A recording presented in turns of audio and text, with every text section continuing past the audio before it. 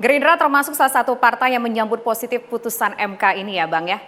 Tanggapan Anda Bang, apakah kira-kira ini artinya Gibran akan pasti menjadi wakilnya Prabowo Subianto? Yang pertama tentu kita sebagai... Boleh pakai mikrofon ya Bang? Yang pertama kita sebagai warga negara dan partai politik harus patuh dan taat pada Undang-Undang Dasar 45, pada undang-undang dan berbagai regulasi yang dilahirkan oleh pemerintah mewakili negara Indonesia. Itu yang pertama. Yang kedua, apapun yang menjadi keputusan MK, apakah kita setuju, apakah tidak setuju, suka, tidak suka, setelah diputuskan, final and binding, selesai. Sekalipun mungkin setelah itu, para ahli, para pakar hukum masih berdebat, itulah dinamika bangsa kita yang sangat demokratis. Kita hormati para pakar, para ahli yang setuju, dan kita juga harus hormati para ahli pakar yang tidak setuju. Inilah dialektika kita sebagai sebuah bangsa, yaitu negara yang demokratis. Itu harus kita hormati. Jadi bagi saya, bagi kita tidak ada masalah. Ada yang setuju, ada yang tidak setuju.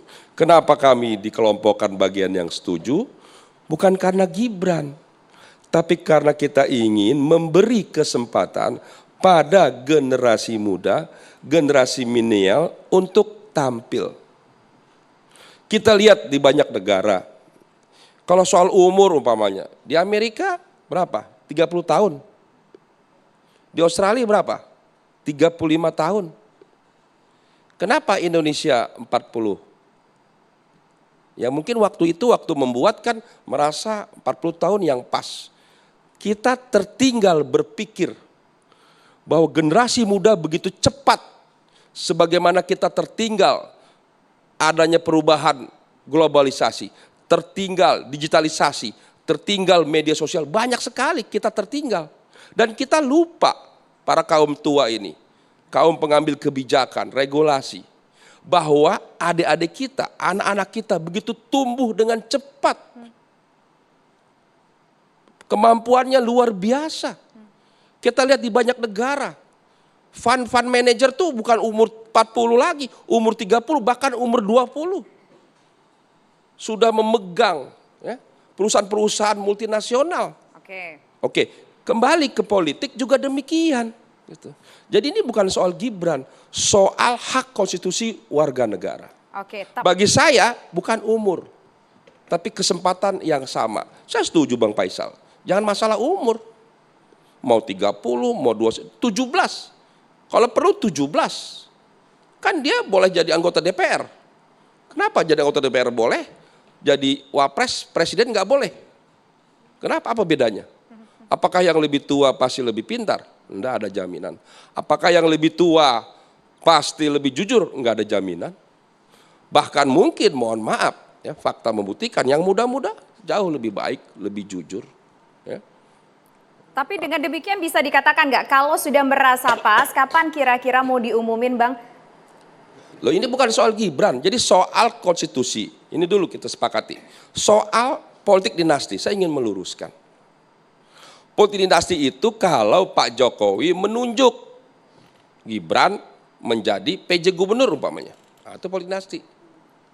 Gitu loh. Tapi gini lah Bang, oke lah. Ya, itu soal politik dinasti. Soal politik dinasti, saya belajar sama Mas Hasto, sama Mbak Puan. Ketika, ya ingat ya, ketika Gibran diusung menjadi calon wali kota Solo ketika itu, ada yang protes, banyak yang protes. Dan orang memperdebatkan, dianggap itu politik dinasti. Apa kata Mas Hasto, Mbak Puan? Loh, Gibran bukan ditunjuk jadi wali kota, bukan diangkat, dipilih. Dan ternyata dipilih dengan hasil yang luar biasa. Oke lah Bang. Hari ini kepuasan masyarakat Solo terhadap kinerja Gibran berapa? 92%.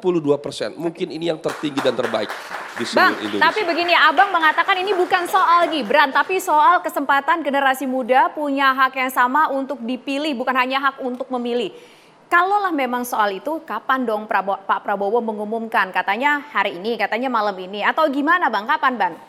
Oke, jadi kita sudah selesai konstitusi. Kita selesai soal politik dinasti, tidak ada politik dinasti. Yang ketiga, soal kesempatan Gibran. Saya sudah sampaikan, Pak Prabowo sudah sampaikan, dan kami pimpinan Pak Dasko, Pak Muzani semua sudah sampaikan bahwa setiap partai politik punya kesempatan yang sama. Golkar mengusulkan Pak Erlangga Hartarto. Bahkan ada Ridwan Kamil. Kemudian PAN mengusulkan Mas Erick Thohir, bahkan sempat ditambah Pak Muhadjir Effendi. Kemudian Pak Yusril, PBB sempat mengusulkan Prof. Yusril, bahkan ada kader PBB mengusul Mas Gibran. Di luar itu banyak relawan, ormas mengusulkan Mas Gibran, mengusulkan Pak Mahfud, mengusulkan Mbak Yeni. Demokrat mengusulkan Mbak Khofifah dan banyak calon. Sampai hari ini silakan siapa saja termasuk ormas, relawan, bahkan pribadi-pribadi silakan. Sampaikan selama belum diputuskan silakan usulan. Tapi banyak pengamat yang menilai bahwa Gibran ini merupakan jalan tengah karena masing-masing partai politik punya jagoannya sendiri, biar adil udah dikasih ke Gibran. Apakah itu akan menjadi realisasi Bang, mengingat saya tidak ingin sudah berpendapat seperti sudah ketuk itu. palu MK-nya? Saya kader partai Gerindra yang kebetulan capresnya Pak Prabowo. Tidak bijak kalau saya bicara. Itu biarlah pengamat. Ya. Pengamat menyampaikan Golkar punya calon, PAN punya calon, Demokrat punya calon, PBB punya semua calon. Kalau calon Golkar diambil nanti bagaimana PAN, bagaimana PBB, bagaimana Demokrat, begitu seterusnya. Kemudian ada yang berpikir ambil jalan tengah Gibran. Itu pengamat. Jangan kami partai politik. Ya, kami ingin menempatkan semua, Bapak Prabowo menempatkan semua calon-calon itu punya kesempatan yang sama. Semua calon baik, semua calon potensial. Dan semua calon tidak hanya punya kesempatan dapat menjadi calon Pak Prabowo, tapi juga punya kesempatan untuk menang di Pilpres 2024. Kesempatan Gibran berapa persen Bang? Kalau ada 1-100 kesempatannya berapa persen? Jangan, Bang? saya nggak boleh nyebut angka. Itu namanya saya sudah berpihak ya. Saya pribadi sekalipun mendukung kepemimpinan muda, tapi dalam hal ini kita beri kesempatan ya, supaya para pengambil kebijakan, Bapak Prabowo dan seluruh pimpinan partai politik untuk memusyawarahkan dan memutuskan yang terbaik dari semua. Jadi saya kira kita harus bijak ya. Kita tidak ingin mendahului, masing-masing pribadi boleh saja, teman-teman mahasiswa boleh mendukung Mas Gibran karena muda, karena pinter, karena berprestasi, silakan. Tapi dalam hal ini saya pribadi memberi kesempatan seluas-luasnya pada pimpinan partai politik untuk menentukan. Kalau Noel ini relawan boleh. Nah, kalau panel Barus relawan boleh menunjuk berpihak. Kalau saya kader partai usulan ya, kalau saya kader partai harus memberi kesempatan yang sama. Sebagaimana Pak Prabowo selalu menjadi orang yang baik, bijak, dan demokratis, memberi kesempatan yang sama semuanya. Oke, baik. Nah, sekarang kita balik nih, kita tarik ke masalah konstitusinya. Saya ingin ke Bang Ferry. Bang Ferry, tadi di awal acara kita juga sudah sempat menyimak ada statement yang disampaikan salah satu hakim, yaitu Pak Saldi Isra, mengatakan ini merupakan persidangan yang bisa dikatakan cukup aneh sepanjang saya pernah menjadi hakim konstitusi, 6,5 tahun saya menjadi hakim konstitusi. Membingungkan begitu kan kalimatnya. Abang sepakat dengan yang disampaikan Pak Saldi Isra itu?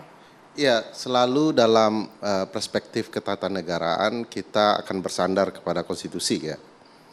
Pada prinsipnya dalam pokok persoalan ini sandarannya pasal 6 ayat 2. Syarat-syarat menjadi calon presiden diatur lebih lanjut dengan undang-undang.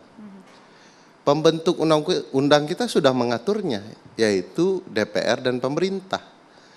Kalau ditelusuri memori van toelichting, risalah pembentukan undang-undang pemilu, clear. Pasal 40 itu Gerindra sepakat, PDIP sepakat, P3 sepakat. Bahwa itu adalah open legal policy, kebijakan hukum terbuka untuk diatur oleh pembuat undang-undang. Jadi kalau mau mengubahnya, ubah dengan undang-undang. Dan begitulah tradisi putusan Mahkamah Konstitusi selama ini Bang Reza. Jadi aneh kalau kemudian kita tidak bersandar kepada apa yang ditentukan konstitusi dan dijalankan oleh pembentuk undang-undang. Harus diakui ya. Ini silakan kalau mau bantah enggak apa-apa juga. Harus diakui. Persidangan kemarin jauh dari nilai-nilai konstitusional. Satu, Ketua MK adalah pamannya Mas Gibran. Kedua, pemohon, ketua partai yang memohonkan kebetulan diketuai oleh adik Mas Gibran. Tapi kan yang itu nggak diterima, Pemohon Bang yang Ferry. dikabulkan dalam permohonan jelas-jelas menyebutkan saya fans berat Mas Gibran. Termohon pihak pemerintah adalah pemerintahan ayahnya Mas Gibran. Sidang kemarin semua adalah representasi Mas Gibran. Bagi saya Ketua MK sebagaimana ditentukan Undang-Undang Kekuasaan Kehakiman mestinya mengundurkan diri karena ada keterkaitan. Bahkan kalau kita silau ketentuan Undang-Undang Nomor 28 Tahun 99 tentang penyelenggara negara yang bersih dan bebas dari korupsi, kolusi, dan nepotisme. Nah ini senior-senior saya ini yang merekayasa semua agar undang-undang itu ada di era reformasi. Apa itu nepotis?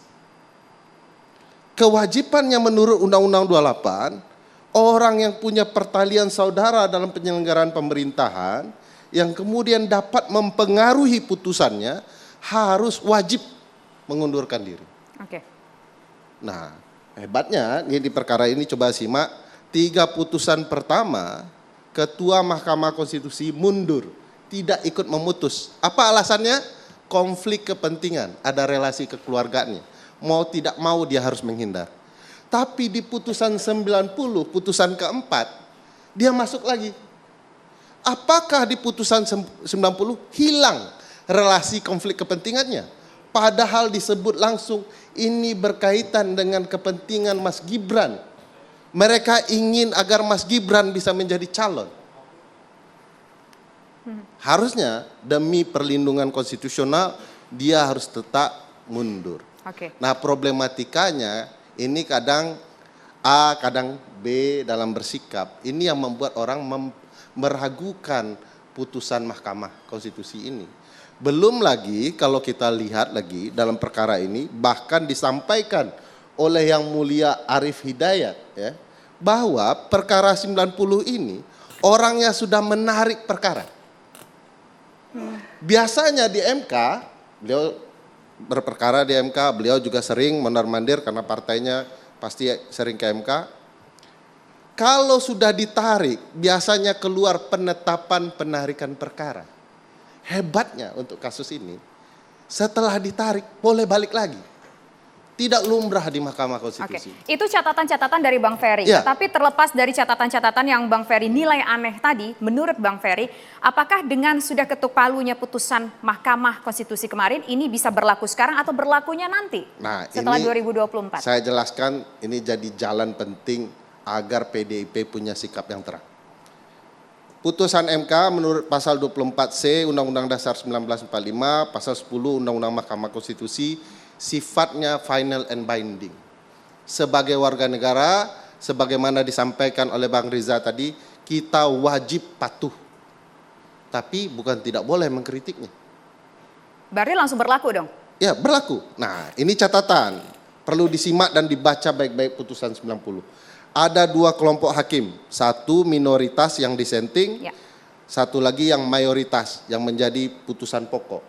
5 ini ternyata kalau dibaca juga split jadi 2. 3 sepenuhnya menyatakan orang yang di bawah usia 40 tahun boleh menjadi calon presiden dan wakil presiden ya, sepanjang mereka pernah dan sedang ya, menjadi pejabat yang elected official, pejabat yang terpilih melalui pemilu ataupun pilkada ya. Itu 3 orang. 2 lagi bilang begini, mereka setuju orang yang berusia di bawah 40 tahun boleh menjadi calon presiden dan wakil presiden sepanjang mereka berpengalaman menjadi gubernur ansih, tidak ada yang lain, cuman gubernur. Jadi kalau dibaca yang mayoritas adalah yang sepakat di bawah usia 40 tahun hanyalah orang yang berpengalaman menjadi gubernur. Yang lainnya pecah. Ya. Nah, apa kaitannya dengan PDIP? Besok putusan ini tentu wajib diperbaiki oleh KPU dalam bentuk PKPU mereka. Mereka sudah buat PKPU. Jadi mereka harus menyesuaikan dengan putusan MK 90 PUU 21 Romawi tahun 2023. Oke. Agar usia itu ada frasa tambahannya. Nah, kemana setelah mereka memperbaiki? Mereka harus berkonsultasi ke Komisi 2. Yang kebetulan ketuanya adalah Partai Golkar dan anggotanya mayoritas PDIP.